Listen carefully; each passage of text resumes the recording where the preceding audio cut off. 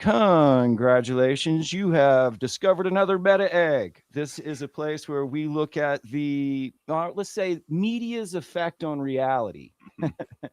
And today we're here with, I guess, would you call yourself a reality specialist? Yeah, reality investigator. That's my, perfect. official title. David Gill. And obviously, who gave you this job, I guess, would be the first question. A very strange person. No, a strange wizard appeared in my... Basically, I was hired by, we would call him a tech bro. He's the founder of an app called Life 360. His name is Chris Holes, and he's a Point Reyes, born and raised native. And he found me because of my Philip K. Dick blog, and he hired me to cultivate and preserve the weirdness of West Marin County. Oh man, I won't clip that. I want to know more about this guy. That's crazy. Yeah, that's Ernesto Sanchez. He's a local artist in Point Reyes. He's does a lot of work with masks. And so we made a short video about him. We're making videos about local artists and eccentrics and all that kind of stuff. And that's just a clip of the video, which hopefully soon will be on publicly viewable. I want to know where the suit came from. My camouflage suit came from the White Elephant sale, which is a yearly sale put on by the Oakland Public Library. And they've got just a huge thrift store. And I was going through the suits, and I saw that. And when I moved the garment, to reveal it, I was like, fuck, and because it's got a purple satin inside. And so somebody clearly had that custom made. I put it on and it fit. I'm 6'2", 130 something pounds. Wow. As they say in the newspaper feature about me, they called me rail thin. So it fit.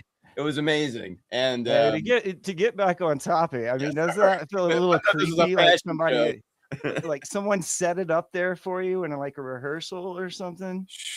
I have told people there are, sometimes you find pieces of clothing and sometimes pieces of clothing find you. So it's funny because this all kind of spawned from your article that you have on Substack for the Point Reyes Reality Center here. Yeah. About this show and kind of bringing it back to the idea of the idios kosmos. Do I pronounce that correctly? Who knows, man? It's ancient Greek, right? We can't ask anybody. Right. Sounds good to me. I might say idios, whatever. We know what you're talking about. Idios. It's like, idiom or idea or whatever. It's a word that sort of represents like the space of thought. The space of thought? Yeah. It's just fascinating because it's definitely tied to Philip K. Dick. And we can get in that in a second, but how would you explain the whole concept to like if I was in a second grader? A second grader. Well, I would say to a second grader, how in your mind you can imagine going to the park and being on a swing, but in outside of your body, you're just sitting on the couch in your living room. Well, that's because as human beings, we occupy two different worlds. On the one hand, we occupy this internal world that is really amazing. I mean, we can imagine ourselves in different places. We can be overcome by emotions. We can engage and enjoy like art, literature, symphony. At the same time, we're in a world, right? And in that world, we can move around, we can go places, we can put our hand over a hot stove and feel the heat. And so it's really, in some cases, like one of the oldest problems of being human is distinguishing between the two. Like one of the first things that happens when, I think it's Plato, it's not Socrates. Plato sets up in like the town square to take questions, with the change my mind table. And they say, how do I know whether I'm awake or I'm asleep? And I'm dreaming this. And their response is, you don't fucking know. There is no certainty there. And so that's like a fundamental instability of being a human being, is that you can't tell what's going on. And you can have all these kinds of like marginal experiences, like you can hallucinate from a chemical imbalance or from drugs or from exposure or any number of things, right? You can be fully deluded so that you're in a delusion. You don't even know that you're having this altered experience, that what you think you're experiencing is not, quote unquote, what's really going on. I'm probably just gotten a little complex for the second grader, but you get my basic idea that there's an internal world and there's an external world. And in the internal world, we can fantasize, we can have anxious thoughts, we can wonder about all this different stuff. In the outside world, we're flesh and blood, we move about, all that kind of stuff. I mean, God. Where to start, epic right? show. What an epic show, man. I swear to God, I don't know what's real and what's false, though. Yeah. Well, no, and exactly. That's a really good point. One of the things that the show seems to play on, like, how believable is that? At one point he says, I was just watching some of this in the middle of the night last night, and he's talking about having 3 interconnected, huge indoor sets, which has got to be literally millions of dollars to do that. And you see it, like you see parts of it, right? You see parts of it. I know it's possible. You don't know what's real and don't know what's fake, but he's also like playing with that.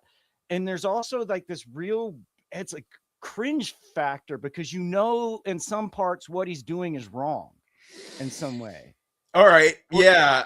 What you're gonna have to unpack wrong for me a little bit. Okay. So it's just like you're like, you don't know if it's mentally healthy. Like, you don't know. Nicely done. Okay. Good parry. Yeah. All right. Yeah. It's true. You don't know how much of that is mentally healthy. That's a really interesting idea. We can unpack that further when you get into like what is healthy. But let's not go all the way down the rabbit hole. The best example would be when he's with the kids. So there's a whole point in that where they're actually looking at the aspect of whether he's having an effect on these kids. Mm-hmm. And the kid says, I love you. But then he goes back and he dresses up the mom and he replays it the whole time. And the kid looks at him and asks, like, are you mom or dad, or what do I call you? Yeah. And at that point, you're a little bit like, I mean, how you remember like back in the day when the young lady from Exorcist, and they said that it messed with her head and whatnot. You get what I'm saying? Yeah. Like that idea of like any young actor has like a conflict with the internal and external world just because of fame, so to speak. And think about how that's a weirder circumstance for like the reality TV star, which is essentially which is something between an actor and not an actor, right? Like, the people that, for instance, if you go all the way back to the real world, which is what I grew up on, like it wasn't just anybody that could get on the real world. And in that way, it was very much not real. What worked, what they would do is they would cast people who read well, meaning like that they transfer, like that their energy was really engaging and enjoyable on the screen, right? So the entire premise of like reality TV is that like you're kind of an actor. And then as the real world progressed, you could watch it happen where when the first season came on, nobody had ever seen anything like it. And so nobody knew what parts of the real life that was being filmed would end up edited together and presented on screen. Later on, and now, when you watch a reality show, everybody involved has some basic sense for which aspects of what they're saying and doing will make the cut into the final show, right? So what aspects of what they're doing will be preserved, right? And so in a way, they're scripting, they're creating, they're doing something that the first people that participated in reality television couldn't do. And so I guess part of what I wanted to make the point is that like this is like an evolution of a long arc of reality TV. And in a way, it's like, to my mind, it's the next level. All the people who told me about this show are younger than me. They were my kids and my friends, right? And they were like, you got to watch this show. And I never heard of it. I never heard of Nathan Fielder, you know? So yeah, I mean, I think that he was a recognizable face, but I didn't know everything that he was involved with. Dude, I never now saw I'm the like guy before in super my interested life. because, like, for instance, the curse, Yeah, which I mean is mentioned in there. I've is. seen some people kind of like triple analyze this on how like the rehearsal is part 2 of the curse or whatever, but that's kind of like what he says. You know, you make a good because I'm married to a woman who is obsessed with Bravo, right? Okay. And she watches like the whole string of the reality series for a certain city of housewives or whatnot. And it becomes really like some of them get fired if their storylines aren't exciting enough, which like forces them to be non-authentic in this way, or like have to play out certain scenarios in their head that they have to do in front of a camera. And they make comments on whether stuff is real or you just did that for the cameras or all of that stuff. But, yeah, I mean, think about Survivor, right? They've got them on like protein deficiency. They've got them on or protein insufficiency. They've got them half naked and, you know, and bug bitten and all this kind of crap. Just naked and alone. Yeah. Right. Yeah. Hey, the guy that plays drums in my band, his girlfriend, she won Naked and Alone. She's a survivor. So I mean, you know, it is a real thing. Like those people are walking around in the world. You can interact with them, but like at the same time, that's like, and she'd be the first to tell you, this is the most unreal thing in the world.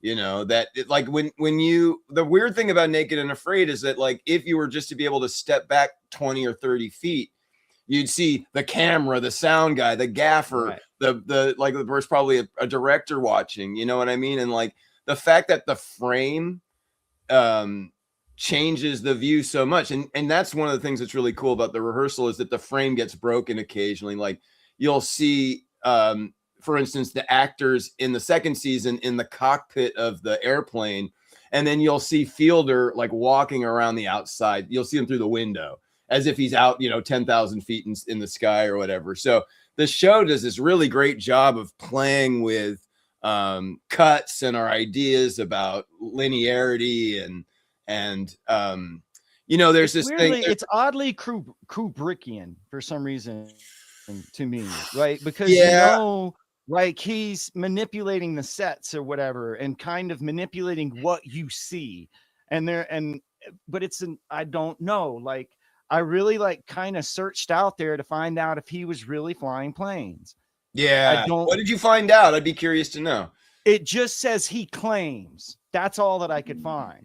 And maybe I just didn't look like hard enough, but I really got creeped out because I was like, I don't know. Like there's part of me that almost felt triumphant when it all played out. Yeah. I was like happy for the guy because I had really thought by the end of season 1 or whatever, like I said, I feel like there was this like mental hole, like there was something like non-holy about like, but I don't know.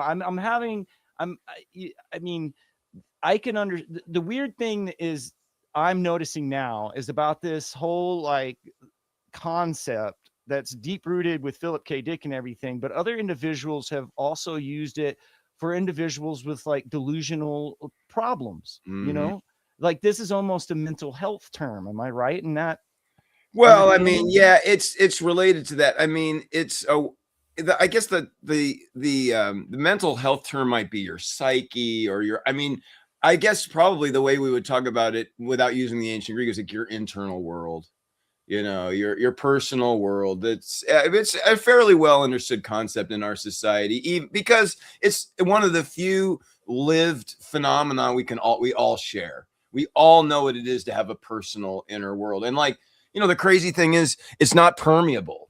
right? Like unless you're a psychic or you have extrasensory powers, you can't hear other people's mental chatter in your mind.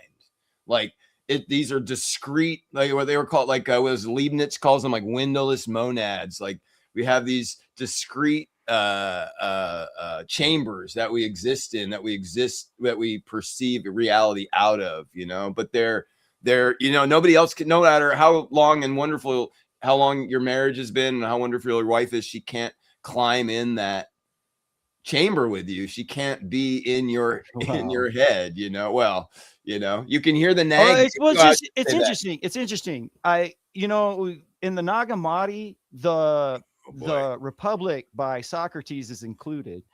And it's also there's like another concept called like the Cave of Treasures. Okay. That is like in these apocryphal texts that have to do with Adam and Eve, that they had a cave that they had like where they talked to God, but when they went in the cave, they couldn't see each other. But I mean, like, it's basically like the whole idea of Plato's cave or the person being in your head. That's commonly used in like Stephen King's like language. He always has people like entering in their head, and they'll have the visual motif of them being in a library or whatever. Yeah. But there was a TV show for a while on Fox called Herman's Head, and it was essentially like the movie Inside Out, where you in various that you watch the character Herman go through his day, and then occasionally they cut into his head where they had actors playing like the various aspects of his personality. That is one to pull up and check out for idios kosmos shit. I remember that. Holy crap. They basically like, and it even mentions like a Greek chorus kind of. Yeah, exactly. I think honestly, it was a Simpsons follower, and I think Yardley Smith, who does Lisa's voice, does one of the voices in that or something. There was some way in which it was linked to the Simpsons, and I watched it because of that. But it's a very Freudian TV show. And Inside Out, the Pixar movie, is a very similar thing. And I mean, that would be a good way to explain it to a second grader, would be just watch Inside Out, and you can see there's places where she's in that internal world and places when she's with her parents and so on and so forth. Yeah. So it's something we're fascinated with, obviously, for good reason, right? It's the most real aspects of our experience as a human. So, I mean, oh, wow. Herman's Head, bro. Herman's Head. Because I often think about like Inside Out. I kind of joke with my friends. I'm like, who's your Inside Out, right? Like, who do you have minding the controls? Mine would like be Beastie Boys, Karl Marx, and David Bowie or something random like that. Yeah, that's it pretty much. You just named my Greek chorus in my head. But King Buzzo from the Melvins, and I'm in. Yeah, but there you go, right? Okay, just to get interesting, like you got all these voices, some of which are like characters from fiction, and yet they become so real in a way that then they take this space in our minds and our in a really kind of unreal place, and they exert real influence over our unreal personal psychic experiences. And so when somebody like David Bowie or Tom Petty or Prince or any famous person with a parasocial relationship dies, people get really distraught, because in a way those people were really deeply embedded in their minds, in their idios kosmos, in their inner worlds. They were really important, intimate figures there. Oh, this has got me worried, man. Okay, so it is an important part of novelist Philip K. Dick's view on schizophrenia as expressed in the 1964 essay. So I knew about them, like they use the I Ching in The Man in the High Castle? They do. Right? And Dick's argument basically in Schizophrenia in the Book of Changes is that, like, in a way, the I Ching reflects the deterministic view of the schizophrenic. Like everything is locked together in this unalterable chain of events that in a way conspire against you. You know what I mean? Like The book of change, the I Ching, is like, it's a little terrifying. One of the things that's terrifying about it is that even Dick says this in one of his letters, like, if you start using it, you'll start using it for everything. In a way, a really interesting similarity is AI. You know, like, people Right. used to use, the I Yeah. Ching for divination to kind of tell them what's up, and like now so many people are using AI in sort of the same way. Yeah, I'll put my hand up too. No. I mean, I got You can't see where it. hexagram. I can't. Okay, hold Yeah, on. yeah. Where's the angle, man? There you go. You're never gonna see it. I know nothing about my angles. See, There you go. Oh yeah, there's your. Oh, so what hexagram is that? Well, it's actually 24 Okay. because wrist is down. Yeah. But a lot of people, like, the bad thing is like 23 is a bad one, and 23 is so. Don't do this any is handstands. Yeah. right. Like, if I raise my fist, that's the end of it. But anyways, like, it just makes me worried because, like, I've like experimented with the I Ching and stuff, and I had, I guess, a psychotic break, according to Philip K. Dick. And well, meaning that you saw some validity in it, yeah, I had weird experiences where it would say exactly what would happen after, and then I began to have a relationship with which ones were good and which ones were bad. I used multiple, like, algorithms that were like different websites, and both of ask them the same question at the same time, and it would came up the same answer, like weird stuff. Okay, but the most, I mean, so what Jung would say in his, I think, his intro to the I Ching that he wrote is like, the device itself has no content, like, or it has the most minimal content. Like, you are supplying everything for the I Ching. You know, when you get a hexagram, there's very little inherent meaning in that hexagram. It's all built out by you as you apply it to yourself, which is not a negative thing, right? It's not a negative thing. It's a reflective tool, right? Well, but I it's mean, weird because you'll see, like, some of the language is similar to the language of Psalms, and I know that, like, you get what I mean. Like, or the there's a way, Vedas, or like, you can find so many right, mystical texts from any culture. I mean, even some associated of to like the tarot. Hawaiian chants are like that, you know? Mm. So that's, I again, don't know. go ahead. I'm curious about are you familiar with the bicameral mind Yeah, idea? only because Phil Dick was obsessed by that Julian James book, and so I know just a little bit about it, and sort of the basic, Reader's Digest version, which again is it's about not splitting internal and external, but splitting the internal, right? Because there's a bifurcation within ourselves. I used to say to my students, are you the thoughts that you think? And they would say, well, yeah. Or if you ask somebody, what are you? What is your consciousness? Well, I'm this churning of ideas and language and thoughts and feelings that's endless in my mind, but I mean, okay, but so hold on, let me finish my thought or I'll lose it. But at the same time, like, you might have a thought, and then you'll the next thought is, oh my God, that's a fucked up thought. Where did that come from? Right. And so there's like the Binswanger and these existential psychologists, they would break the self into subject and object, right? Like, you're a subject, you do shit, you get up every morning, you go to work, blah, blah, blah, blah. You're also an object. You're one of the few creatures alive that can reflect on, I'm always tired when I wake up. I always have this weird taste in my mouth when I wake up. I never want to go to work, whatever it is, right? There's this way in which you experience the world, and then there's a secondary experience of that experience.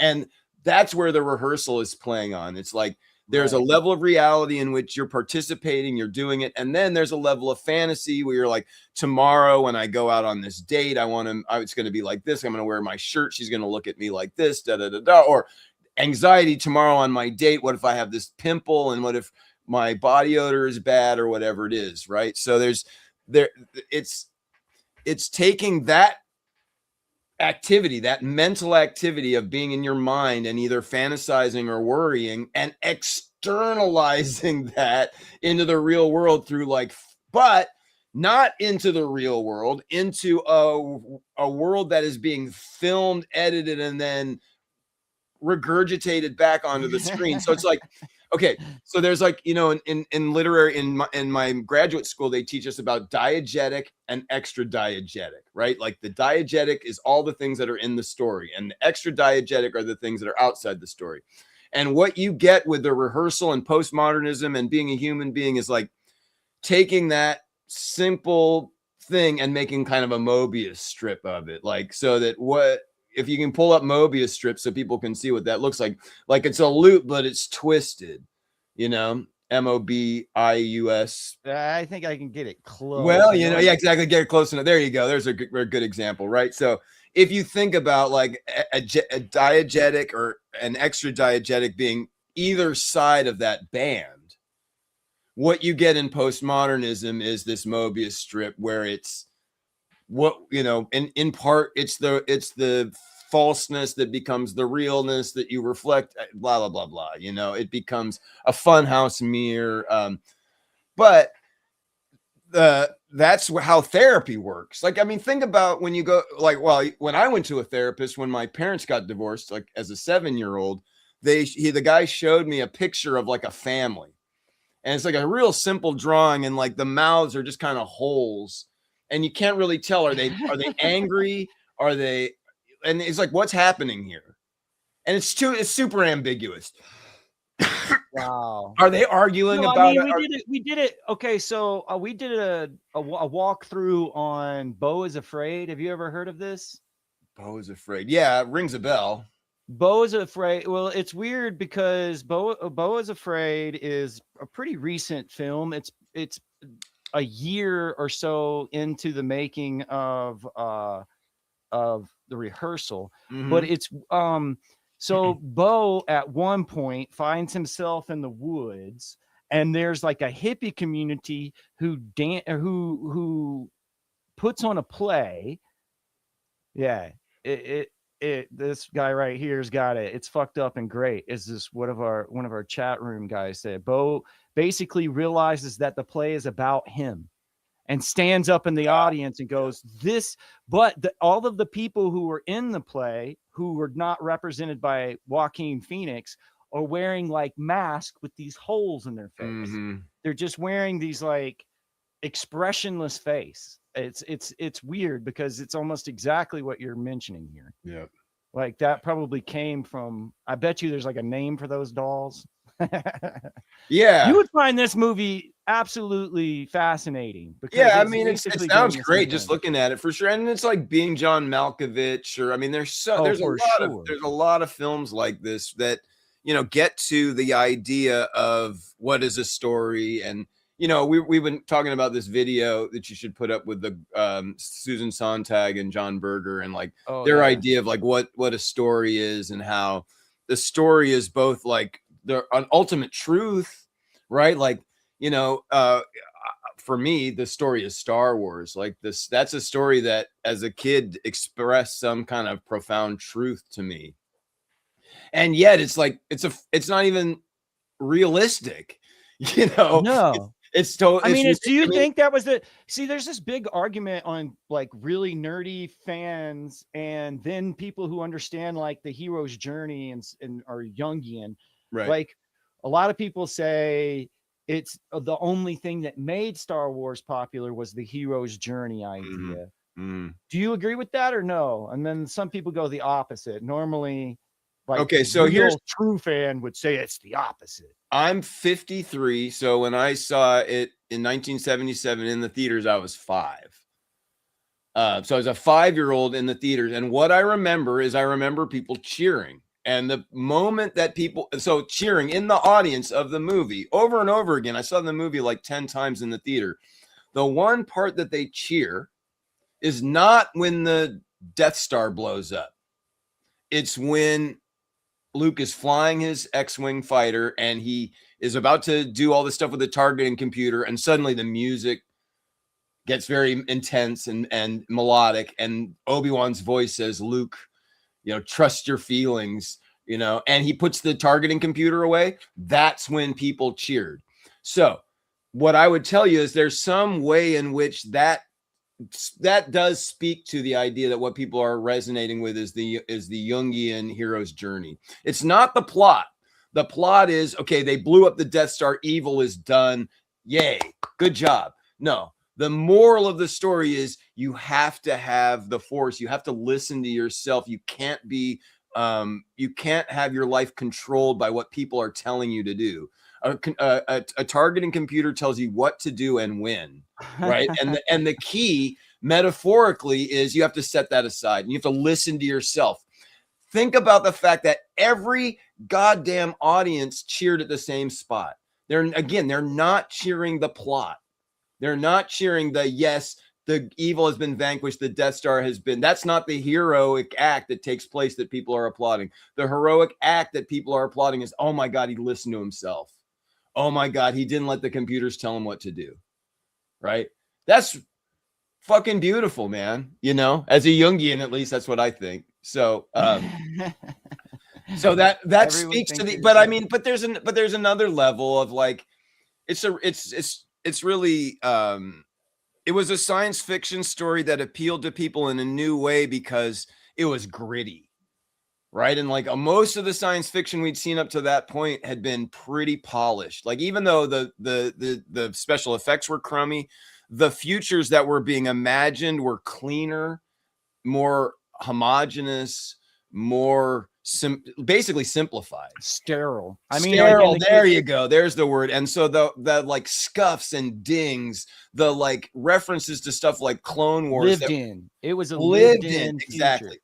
And that, to my mind, invited people to inhabit that universe in a way that previous science fiction really hadn't. And that's one of the things that works with Blade Runner, right? Which we talked about the last time I was on your show, is that is like a setting, that is like a universe that is inviting you to imagine yourself in it, but also like different enough so that the stuff that you imagine in that world is romanticized in the same way that world is, right? That's why there's so many cosplayers. Like I just went to New Orleans for Phil Dick's 97th birthday party at this art gallery, and this fashion designer woman had made this amazing dress that was like Pris from Blade Runner, and it was so like vibed out and so perfect, and like it's just it's just so obvious. And like you can go online and you can find that people are buying, for instance, the glasses that Deckard drinks from, the gun that he uses, the flapper. I've seen that in like documentaries or it was like on the news or something. They were showing this guy's collection, and then they centered around Decker's pistol, and he's like, no, but you don't understand. This is like the holy grail for like movie relics. And right. And again, so like think about that. Man, I mean, the levels, the Mobius strip twisting here is amazing. So here's this artifact, quote unquote, right? A set piece. So it's not a real gun. Say not un pipe, right? Like the picture of the pipe where it says I'm not a pipe. It's not really a blaster. It plays one in a movie, right? And then some guy not a blaster. But how much does the guy pay for it, right? The guy doesn't pay. He pays like probably tens of thousands, if not hundreds of thousands of dollars, right? To have that to have that blaster, quote unquote, right? Which is now this like real object. What is it, a real object? Well, it was in Blade Runner. Harrison Ford had his hand on it, right? So the way in which this object has gone from real to fantasy to real to fantasy, back and forth, just over and over again, it's amazing. And it's something unique that didn't happen for like peasants in the 8th century or whatever. You know, it's a uniquely a modern digital computerized modern society phenomenon. It's totally it's inextricable from that. Well, see, I'm like fascinated. Like when I introduce myself, I usually introduce myself as a researcher on religious and ecstatic experiences. Okay, what kind of reaction does that get? It just sounds more. It sounds like, okay, this guy might like. There's no way that I can step outside of that box, so to speak. So within that box, I can talk about Philip K. Dick. Within that box, I can talk about Joan of Arc. Within that box, I can talk about like all kinds of individuals and stuff. Yeah. And there's like a lot of them. There's a ton of them. Like, I don't know if you know this, but there's of course, you know what's his name? He's a Rice University professor. He does a Jeffrey lot of work. Kripal. Jeffrey Kripal. Thank you. Jeff Kripal made a book called Monsters and Mystics. Yeah. Have you ever heard of this? Yeah. I know Jeff. I know he's in my email right now. Because, you know, he was Eric Davis's thesis advisor. And Eric Davis. Yes, of course. Yeah. I want to get in contact with Eric again too. But like, okay, so Jeffrey Kripal is interesting because he kind of like studies all of the individuals who sort of kind of wound up living their own story, so to speak. Yeah. But I think that this is like, can you write your life? I mean, a lot of people do this through affirmations and sort of like methods of manifestation and so forth and so on. Like, is there a way to sort of either like adhere to what has been written or write something that you actually end up living? So, and what's the difference between those two voices? Like, man, I don't know. That sounds above my pay grade almost. Like, I just notice the older I get, the more my life seems like a story. The more it reads like a story, right? And that's in part because like shit happens. Like the longer you live, the more that. But it's also that like you start to recognize in hindsight the significance of something. Right? There might be a day that seems totally normal, ordinary, and then whatever, it's, you know, it's a day that changes your life, or it's 9/11, or it's, you know, like the thing is, so the Sully Sullenberger episode of The Rehearsal, which I was watching last night, I was visiting my elderly father in Chicago that day, and he and I watched the news coverage of Sullenberger, of like the people getting off the plane in the Hudson River and all that kind of stuff. And so again, here's this like real event that I watched on TV, so like semi-real, and then experience with my father, which was like we talked about it and commented, and became a memory that has a kind of realness to it, that when I think about makes me, you know, kind of miss my father. So again, like the Mobius strip of what is real and what is emotional or what is internal or whatever, it's so permeable, that membrane between the two. And so that's why the rehearsal is great, just to bring it back to the show. John Berger, and there's a lot of interesting comments that they talk about on that interview you sent me between John Berger and what's her name? Susan Sontag. Yeah. Susan Sontag. Yeah. Great essayist. Well, one of the fascinating things is deep in that conversation, they talk about her saying when she writes, she hears a voice. Yeah. And him saying, or something along those lines. And one of them saying they see images. Yeah. And then the images kind of manifest themselves into a conversation. But they're specifically talking about hearing voices, like you said, going back and forth in their head. Yeah. I've also heard of a lot of individuals who have religious contact with God. There's kind of an agreement that the word spirit kind of means the voice inside your head, so to speak. Sure. Like that's what that word kind of means. But what do you think about that? Like the difference between, when you write, I mean, you're a writer, do you hear the voice or do you see the images? I mean, honestly, in a way, it's like you're assembling the words, and I mean, for me, it's the words that come first. Maybe that's why I'm not as good a writer as either of those two.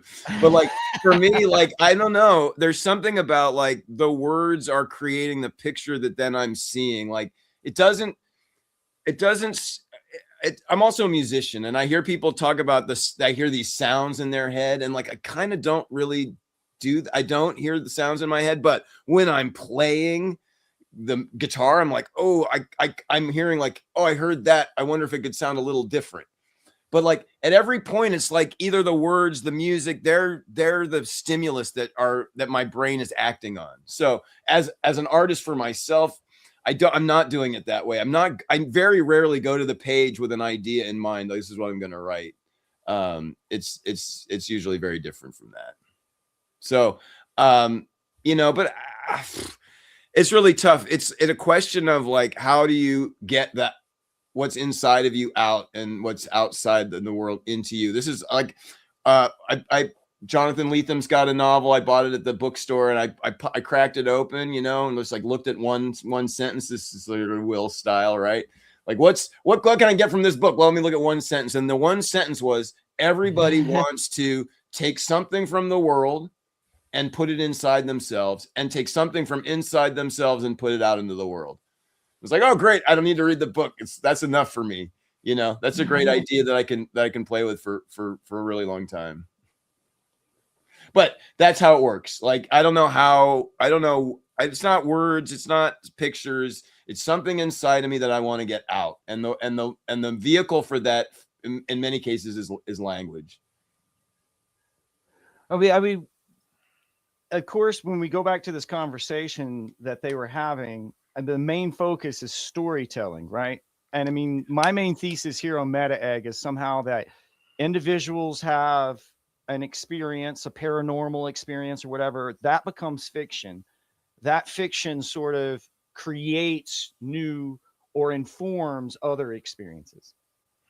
Yeah, And in a very real way, for sure. I mean, it's like, it's affecting reality. There's a storytelling affects reality, but what they're looking at in that conversation is sort of like the function of if it means anything, or there's this deep conversation between a lot of people, especially when I'm talking about movies, and I'll say something like, "Oh, Jim Carrey is the Green Man in 3 movies, The Grinch, The Mask," and then that's archetypical. You could like put that right onto Osiris or Bacchus or the god Dionysus, and they're like, "Well, I see the connection, but I don't know if it has any meaning." Right. So that's the what is the apophenia, right? Is like the over determination of meaning someplace, you know.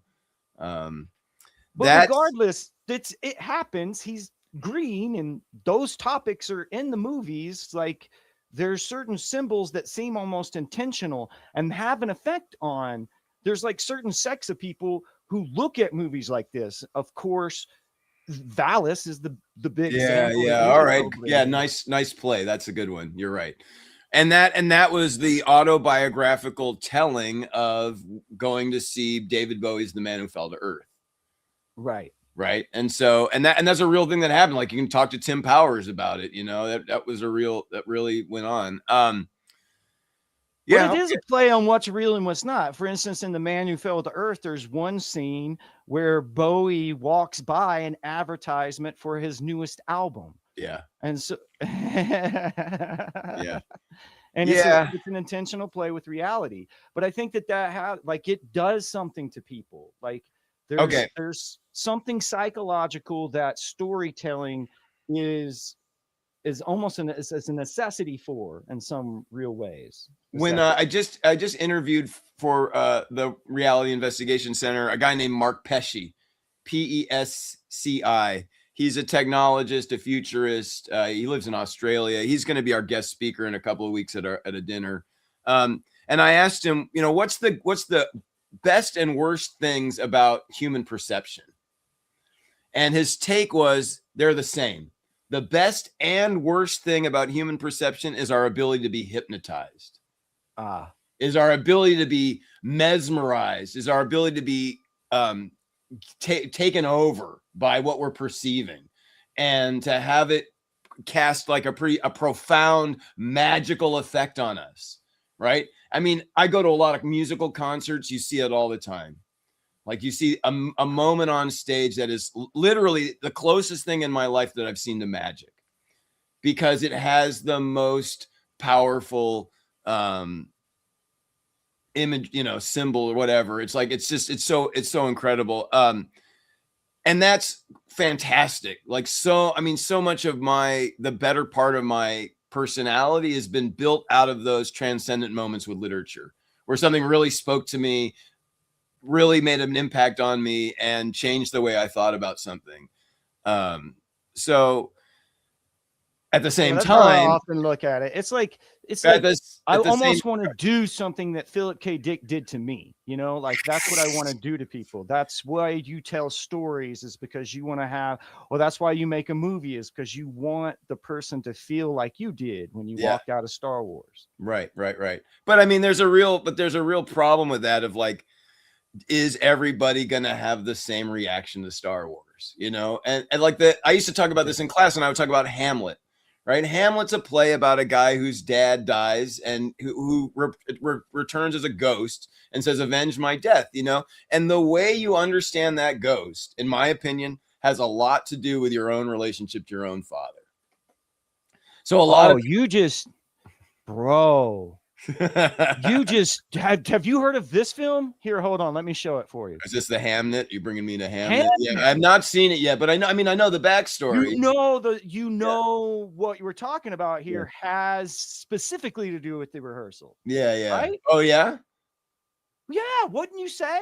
I mean, basically, Hamnet yeah, is William Shakespeare's son, yeah. who he loses, Which we and think at really happened. court, Yeah, yeah, yeah. and he writes Oh Hamlet yes, he about writes it. Yeah, yeah, he writes Hamlet mm, based off the relationship that he had with his son, so yeah, to speak. yeah, yeah, Like yeah, this tragic yeah, yeah, thing. yeah, And yeah. then his wife shows up Right. and she's like, I haven't talked to him in months. Our Yeah, child has died. And yeah, he wrote this play. And yeah, she's in the front row, like yeah, interacting with this yeah. rehearsal of her own life. Wow. It's Oh, I gotta see it. Yeah, yeah, yeah. That's good stuff. Niagara Falls. Yeah. Oh yeah. Niagara Falls. Man, I Okay. was like sniffling and stuff. I Okay. was like All right. hiding in the theater because I was all Yeah. by myself. Yeah. But Okay. yeah, All yeah, right. yeah. Well, I'm with you, I'm man. I around. mean, I feel that's good. the power. That's where art is real. You know, it packs a punch. Wow. Well, that's good. I Yeah, mean, that's great. And you know, but it's uncommon, you know, it's uncommon for writers to um become characters in their own story like that. Shakespeare, like like come up with a list. You'd be a good one to ask, like a list of movies about writers. right. I It's mean, not, I that's mean, what they were talking about in that John Berger and Sontag. Like they specifically say that. Like, are we like about how many movies are about movie makers, yeah, or will yeah, you yeah, know the yeah, movies about yeah, like an yeah, interpretation? yeah. I think Hmm. specifically. Hmm. Anyways, like Well, wait a where minute. Let's get back I to mean, how it's a does, wait good a minute. point. All of Stephen King's stories are about writers. Well, how Stephen does King specifically is always about writers. how Go ahead. what is the trap that Hamlet sets to capture, to figure out that his uncle is guilty? Like, how does he trap his uncle into admitting that he killed Hamlet's father? He has a play.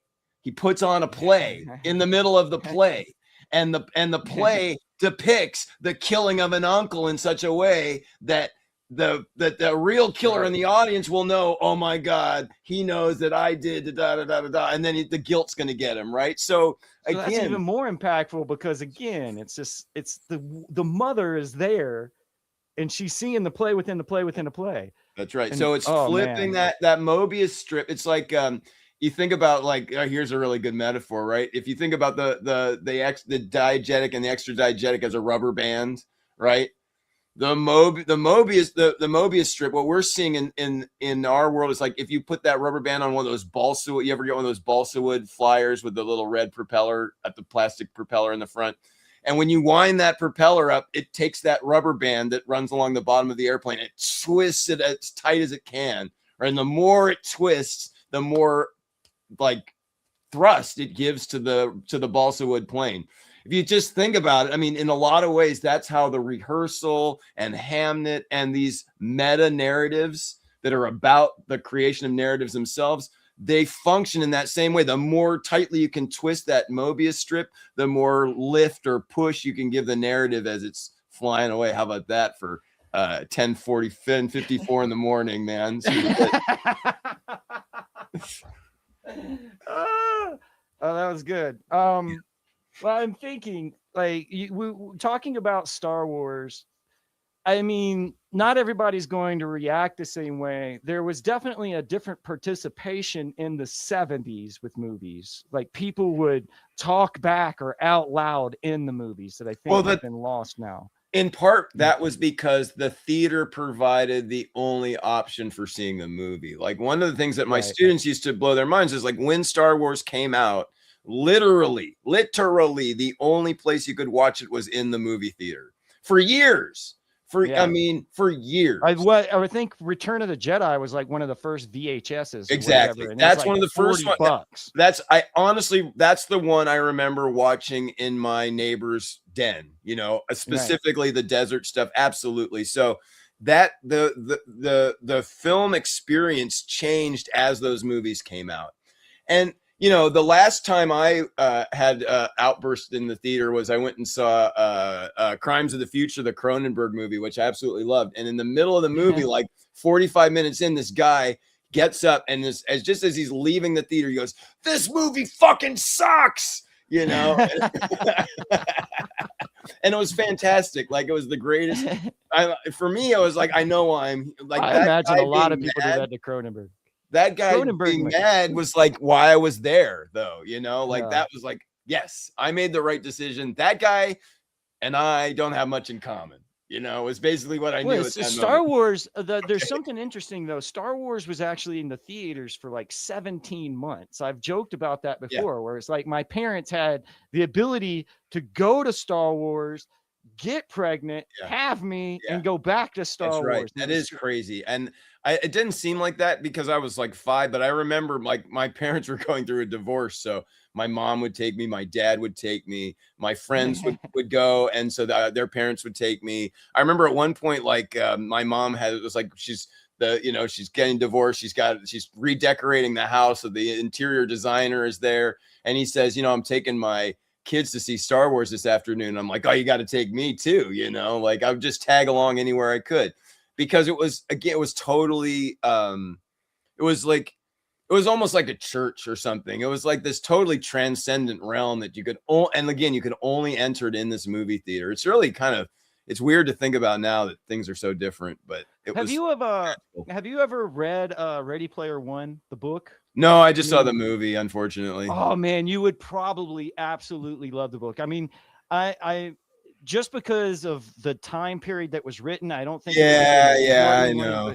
But what's important is like there's a new way to play video games that is like suddenly dropped on them in the competition, and it is to replay the movie. So the guy who created the game was so obsessed with certain movies that he had watched them hundreds of times. Yeah. And then you were judged on the video game by how well you would perform the task within the game. Like I think like in the movies, they kind of put them in The Shining or something, but in the book, they go to like Blade Runner. I know they do war games. I know they do the Holy Grail, Search for the Holy Grail. And now let me get this straight. The scoring of the video game is how accurately you can quote the movie as the character, and you'll switch, and like you won't be isn't that crazy though? Like how well you know Blade Runner, or so like I mean it is the movie. This is the situation of the 21st century. It is a unique in human history. We've never been situated in this way between so much shit like this. I mean, you know, people probably felt like they could inhabit biblical stories or whatever, but not in this way where, and Trump in a lot of ways is like the embodiment of that, right? So you take the artificial depiction of success, which is The Apprentice, right? Which is like a fantasy. And then you graft that into the presidency, you know, or grift that into the presidency, whatever, right? But there's some flipping of what is real and what is fake, you know. And like one of the things I love about Trump is he has real hair. He's not wearing a toupee, you know, but it's styled in such a way that it looks fake. Like it looks like it. Okay, he styles his hair to look like a toupee. Right. That's one thing. And then another thing I saw was they interviewed the hygienist that bleaches his teeth. Right. And she's telling the story of he comes in, and they have there's like a spectrum of the whiteness of your teeth on the page, right? And she's saying, what whiteness do you want of your teeth? And he's pointing at the page. He says, I want this whiteness, right? And she goes, no, you can't, you don't do that. That doesn't look natural. He goes, I don't care. That's the whiteness I want, right? He is a reality TV star. Like, he is something. It's like David, what is his name? Nathan Feathers for president or something. Yeah. Nathan Field. If he can land a plane, he can absolutely. land the presidency. Boy. Absolutely. It's taking the unreal aspects of our lives, right, and making them real, like absolutely realizing them, as they would say. We got to talk about more Point Reyes Station community like activities for a second. All right. Your investigation center has done some weird stuff, almost trying to put themselves in some bad stories. Like, you sent me one thing that said you were trying to like summon a UFO. Well, no, we had a sighting party. There's the Point Reyes is in the West Marin, and there's a Drake's Bay, which is where they think Sir Francis Drake sailed up and landed and held the first Christian service on the west coast of the United States in 1620, whatever. Literally is like comes right up against Point Reyes Station. And there's this marshlands, and all of the eccentrics that live up there, of which there are a number, have seen UFOs there. Okay. So we went. We I have something called an eccentric circle, which is the first Friday of every month. We invite the local eccentrics, which is a really, it's about a dozen and a half of like really interesting weirdos. Wow. We talk about stuff. So this was an outing for the eccentric circle, and we went out there, and it was cloudy. We couldn't see anything. But we had a wonderful time, and drank a little too much brandy. And when I left, like, my take on it was like, what if the aliens were the thing that brought us together? Like they were the catalyst, the enzyme, and that's all they need to be, Well, I don't know, man. I only had you for an hour. We only have like about a couple of minutes later left. I mean, and so anything else you would like to share as far as like where people can find the stuff that you do? Oh, yeah. Well, I mean, I've got my blog, which is the totaldickhead.blogspot.com, and I post on there. I've got a Substack, which you can look up under Point Reyes Reality Investigation Center. We've got a website, which is prric.com. I'd love to hear from people. And we are, like I said, curating, cultivating, preserving West Marin weirdness. And we're in the process of converting an 88-acre vineyard, which will hopefully be dubbed the High Castle Vineyard. And we're going to turn it into a cyberpunk Esalen. So that'll be a lot of fun. Oh, wow. Okay, hold on. So that'll be my next appearance. You said a whole lot. Hold on. First off, you said you call it the High Castle. It's basically a winery.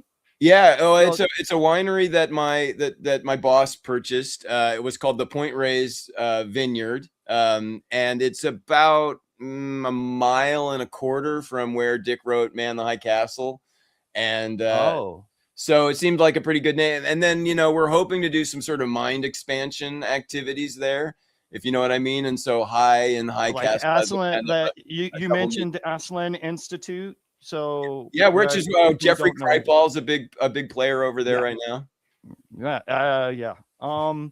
So that's fascinating, man. A cyberpunk. That's the other word that I wanted to recap. Like, so you're going to, I mean, this is going to be like a virtual reality Esalen.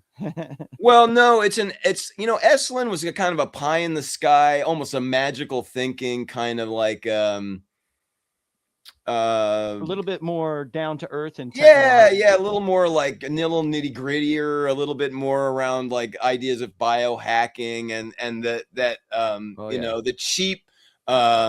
cheap, fast and loose solutions of technology are at play when mind expansion and self-improvement and all that kind of stuff. That's badass. I've thought of this channel. I have like all of the logos and stuff. I just haven't started making it about basically like biohacks and mind hacks. And I'm going to call it the Darwinian cookbook, like recipes for superheroes. You know what I Yeah, mean? man. I mean, that's that's where we're at. We're in an age of like of taking this really interesting stuff from outside of ourselves and putting it in there and manifesting these changes. I love it. All right, man. All right. So what if we did another show? What would we watch next, do you think? Or, Oh, I well, we mean, still got to do the sequel to Blade Runner. That's the one we've been talking about. oh, yes. Okay. That'll be great. Okay. I'll come fully prepared. And I've been watching. I actually saw. We actually had we do this Phil Dick hangout on Zoom every week, and we had this Korean scholar, and she was talking about how some of the like signs and stuff in both the Blade Runners are really interesting to decode. So, yeah, I if you want told to do, you, I told you you about did this tell me. last time. I said You did. all of the dragons. There's like Yeah, an that's right. You did tell me overabundance. about the dragons. You do, and I've been looking at that. So yeah, let's do Cool. 2049 ASAP, as they say. All right. Thank you guys all for the chat room. The chat room was very, very like it was popping off. I didn't Was even it? I get can't to. see it from here. You can't? Oh well. Oh, here we are. I should have been in the. I was missing. I need to be in the Yeah. comments. All right. Wow, look at Cyberpunk this. is the present reality scape. All That's right. what. Oh wow, yeah. Nice to see everybody there. Sorry guys, I didn't know you were vibing on me like that. It's fantastic. Everybody have a good night. Thank you guys. And any newcomers, please subscribe. You know all of the YouTube stuff. Smash that like button.